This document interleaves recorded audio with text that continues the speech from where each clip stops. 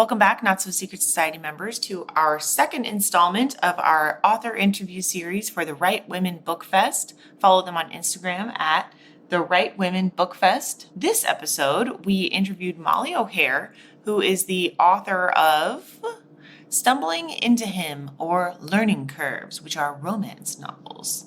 We also interview Mary E. Young, who is the author of Socrates, and K.M. Bishop, author of My Dear Margaret, The Nameless, and The Prophet. Enjoy. What a great day to do an interview because so. Oh, absolutely. That's so cool that we just had it scheduled today and it just worked out this way. Yeah, and pardon me for being late. Sorry. You just got the news today. Is that what I was understanding? Yeah, I just found out about, I don't know what time it is. So about 3 hours ago, I just found out. Magic. Yeah. I know. I love it. So, Yeah. Okay, Molly, why don't you tell us a bit about Learning Curve? I hear it's a romance. I've been told. So I write plus size romance books.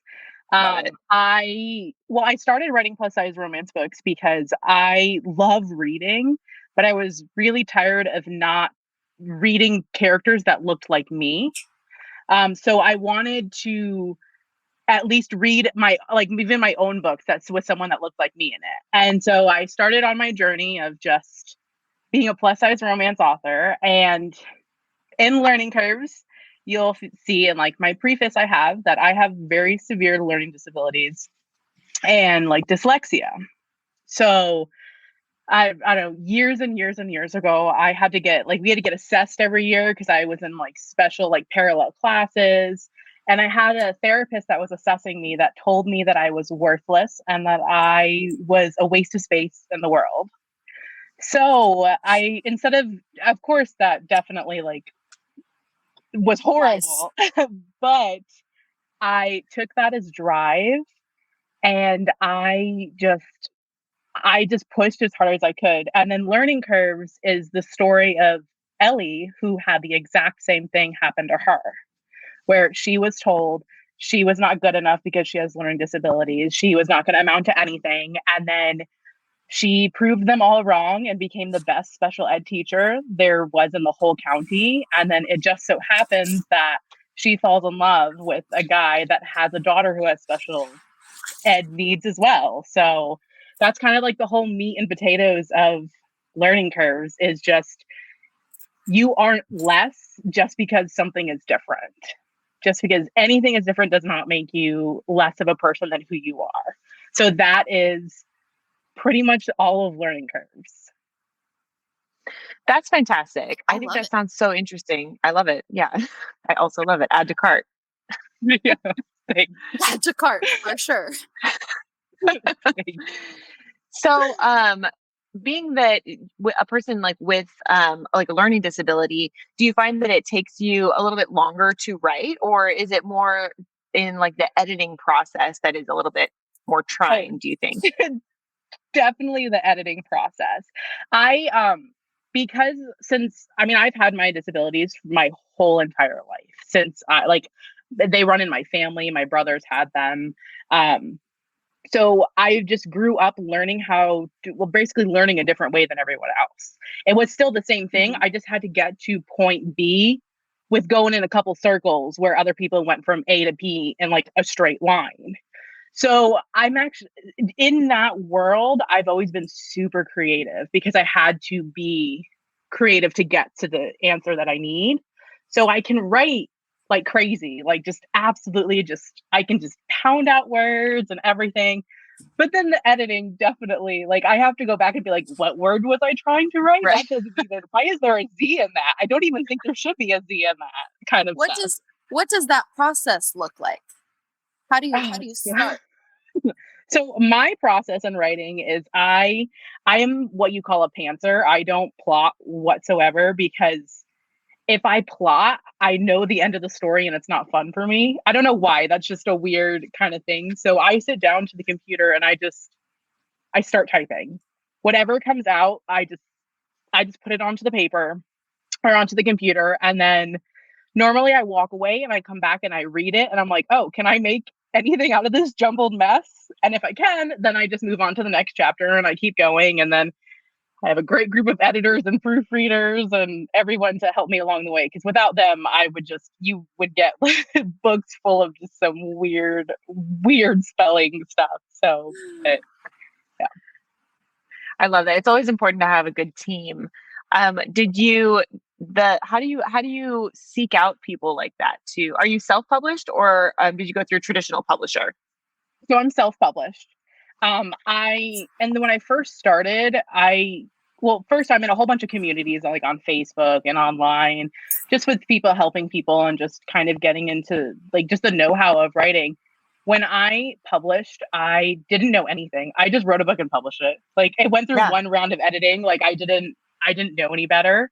And just over time, I've learned to like seek out people. Like I'm in groups where you learn about editors and like who offer services, and you end up just like meshing with people really well. And you're just able to like reach out to them. And then because you did a lot of trial and error, like I've gone through different people because some people don't understand necessarily my style. Well, you have to jive, right? Correct. The language. And then also like because of my learning disability, sometimes like I'm trying to say something and it's not coming across that way just because of either word choice or something like that. So usually if I have a really good editor, which I do, she'll be like, I think you're trying to mean this. So maybe think about rephrasing this to a different way. And I'm like, oh yeah, that just sounds like a normal human would say it versus me. So let's go with that. Bobby Joe and I do that for each other on the daily, so we get it. Yeah. We do. It's true. Oh, that's funny. No, it's true. Lauren's often like, I'm pretty sure that you mean this, like, but then I give her a quarter because she's correct. Often. Well, Not Molly, always. it's been so much fun to talk to you. Not always. It's been so much fun to talk to you. I wish we had longer. I just, I want to keep everyone kind of like an equal timing, but it's such a treat. I hope that we get to speak to you again. And congratulations today for being a bestseller. It's amazing. Congratulations. Thank you. This was awesome. I hope you guys have an absolutely magical rest of your day and everything. So have fun. So thank you for having me. Thank you. I can't wait to read Learning Curves. That's awesome. Oh, thank you. Thanks. Bye. Bye. Hi, how are you? I'm good. How are you? Great. I'm so sorry about all that mix up. No, it's no problem at all. We totally understand. You're not the only one also. So, so this is so exciting to meet you. Tell us about the Socrates. Oh, okay. So, I have two brands. I'm an indie writer. I've just recently switched over, and so I have the Socrates is my historical romance brand, and then my other brand is epic fantasy romance, and I have 3 books that are being put to the editor at the moment with that one. The Socrates, though, is my newest one. I'm so proud of this one. It is a set in 1850 Philadelphia, and it is about printing presses. There is cool. I modeled the main character after Peter Duval, and he was the most prominent printing press associate that you can call him during 1850. And the fun thing about this whole thing was that I didn't even know that in 1850 that Philadelphia was the main hub for printing. And it wasn't until 1851 that the New York Times put in their first print out for the worldwide. So Philadelphia was like where it was at for the longest time. So I modeled my character Robert Abbott after this man, and put in all the fun little technology stuff that comes with printing presses and printing. And then my heroine, she's an inventor, so I've got a little bit of a steampunk thing going on too. Oh, fun. Here for I it. love that. But also just learning about the printing press science, it makes me think of Outlander, which is where I learned to make penicillin. So I would be so into that. I love that. Yeah, I'm really excited about it. My editor and I are working through all of the kinks and things right now, and she's really into it. She loves all that technology. She was like, "I've never read a book like this before." So she's Amazing. yeah, it's really fun. And this really funny thing is that I had this dream about Robert Downey Jr. when I had a fever from Yes. kids, and I had this fever dream about Robert Downey Jr. and he owned a printing press, and I was like, oh my gosh, this has to be a book. Oh yeah. I would watch that movie immediately. That's where it came from, the dream about Robert Downey Jr. It was a fever dream. I was running 103 fever, and I was like, oh my god, this has to be a book. Not that like my Yes. character is Robert Downey Jr. Sure. But for sure, Right. But he's not Robert Downey Jr. Oh, like sort of, but not. Tony that's Stark fantastic. told me to write this book because technology. I think I will be like using that in my head later tonight. So thank you for that inspiration. Sure. You are so welcome. I'm really excited about that story. And the I brought in the best friend. She originally was just supposed to be part of the aristocratic society that happens in Philadelphia. But I really liked the steampunk angle. And I think that because my editor really liked that angle too, I switched her up and now she's part of the aerodynamics division. So I've got like aerodynamics and printing kind of simultaneously working through this novel. So it's going to be fun Yes. when it comes together. I cannot wait. That sounds amazing. Yeah, I can't wait to read that. Yes, and it's my first historical novel too, so I'm pretty excited about that. My most of my novels have been epic fantasy romance. So I was used to building the world and being the god of the world. And Right. so, Right. like totally different because I had to put my world into a world that already existed and then really walk that fine line. So I thought that was really cool too, to have this kind of historical outline and then just, kind of piecing together how different things occurred and that what could have occurred. And I thought that was really fun when I was going through the project as well. Did you find that it slowed you down having to research rather than just being like, well, I say it's this way? Yeah, it's been slowing me down a little bit because I have to stop fact check. Sure. But at the same time, I'm a really focused writer. I usually plot before I write anything, and I'm also very focused. So I can usually hammer out 60,000 words in 2 weeks. Wow. Yeah, I'm pretty. Wow. It just goes. So if there is some setback, it's not too big of a I would say writing block for me. I can usually get through it, but it is a lot different because I have to constantly be making sure that I don't go too far off the path. I think that's great because when I read historical fiction, I find myself constantly like, I'm going to Google that really quick. Is that really how it was? And so I think that's awesome that you take the time to do that. Yeah, absolutely. My editor, she does a great job of, just making sure that I'm doing what needs to be done for the readers too. So I really appreciate that. Mm-hmm. That's so great. Well, Mary, it was so nice to speak to you. We kind of have to keep the timelines around the same time for everybody, but this was such a treat.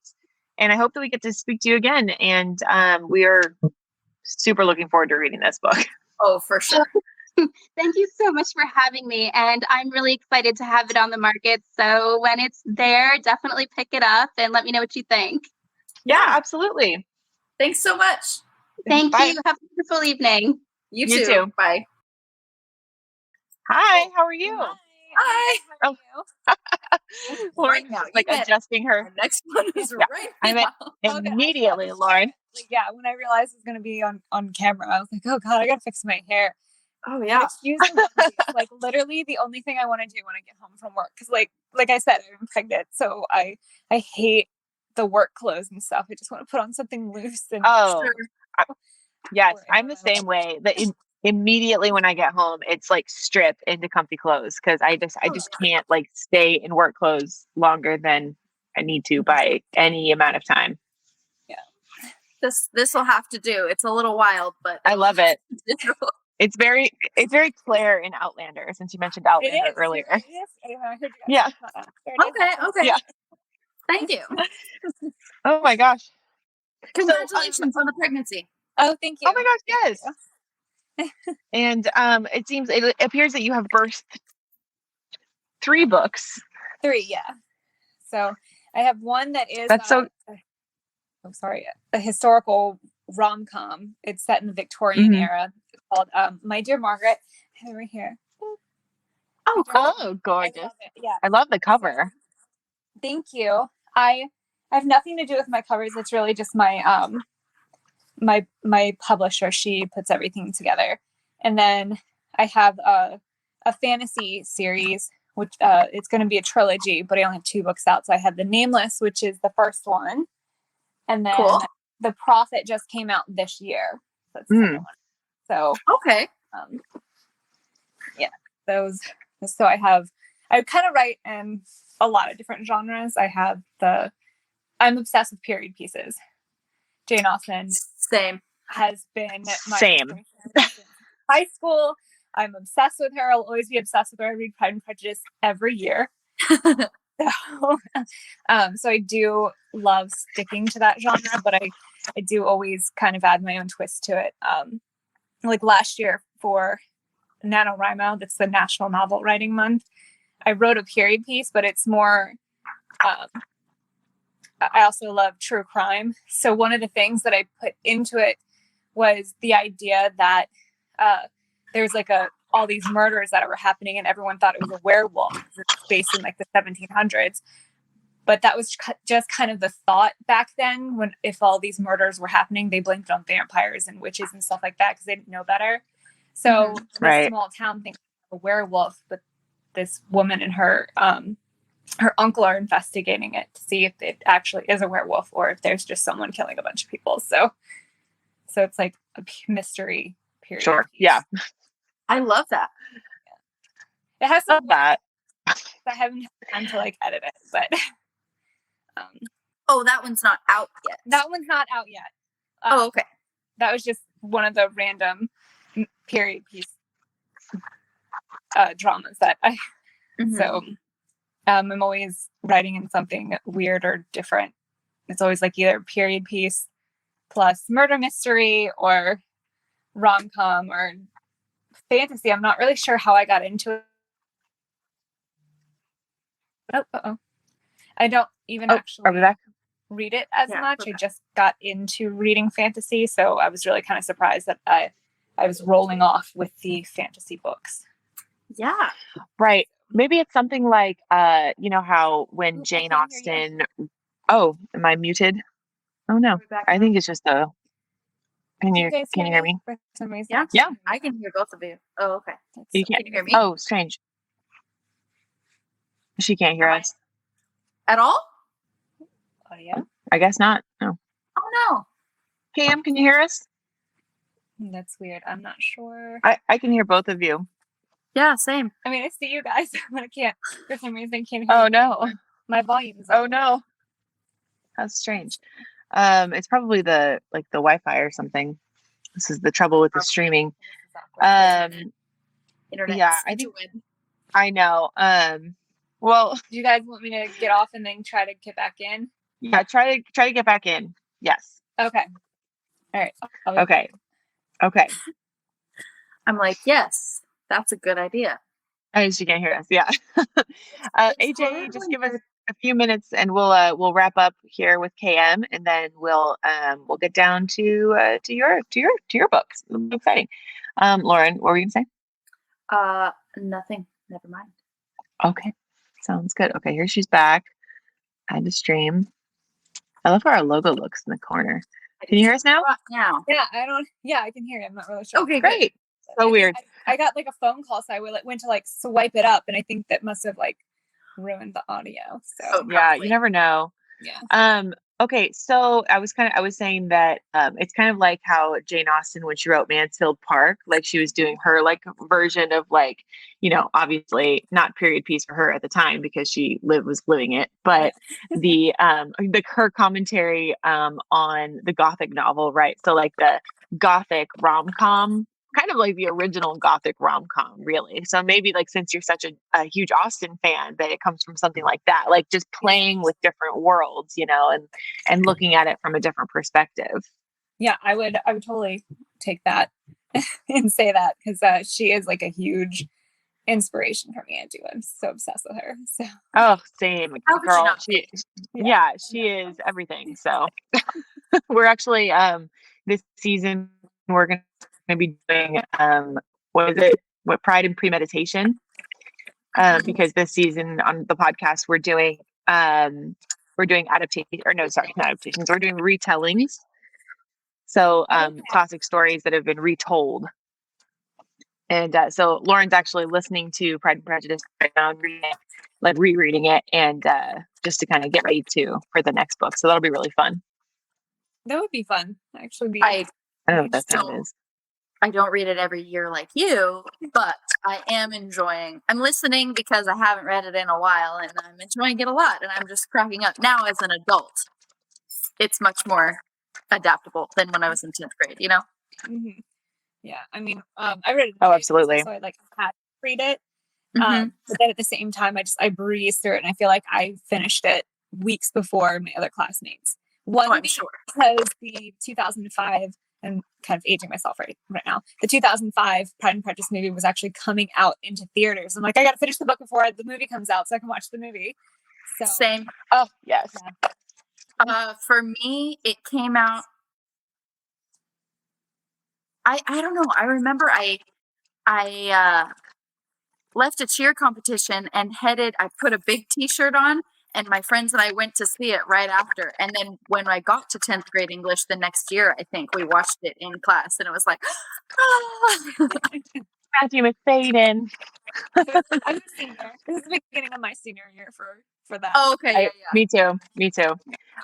So okay, where do you stand on like the battle between 2005 and 1995? Colin Firth. 100%. Yeah. Well, obviously, It's like, oh my god, the Pride and Prejudice movie. It's so beautiful. It is beautiful, and I love Carrie. It is beautiful. Oh yes, but it just there's no comparison for me. For sure. Like he would dives into the pond and comes out and he's all like dripping wet. Yes. Yeah. Yes. As I'm listening to the book and they're going through the conversations, and she's like, let us have risen a chew. How odious I should think them. And like some of those conversations, I'm like, they changed it too much for the movie. That's not even where that conversation takes place. They had to shorten it. I mean, it was a 2-hour movie, so they tried to put in what they could. Yeah. I understand that. I don't care. They even changed like something that Caroline was supposed to say, Mary Bennett said. And I'm like, yes. With the balls, about balls. Yeah. Indeed more rational, but rather less like a ball. Yes, thank you. Okay. It's not just me, because all of my friends are like, oh, I love that movie. I'm like, no. I do love that movie. I love it so much, but it has changed a lot. And they did it for like weird, they giving other people lines and everything. It's so strange. Lines that didn't belong to them. Right. I don't know why. Because the snarky part of that line, Charles Bingley says. And I'm like, well. Yeah, rather less like a ball. And it gives Charles a little bit more personality, He's so right. Charles. He is so dopey. He's dopey. He's sweet, but he's dopey. Mm-hmm.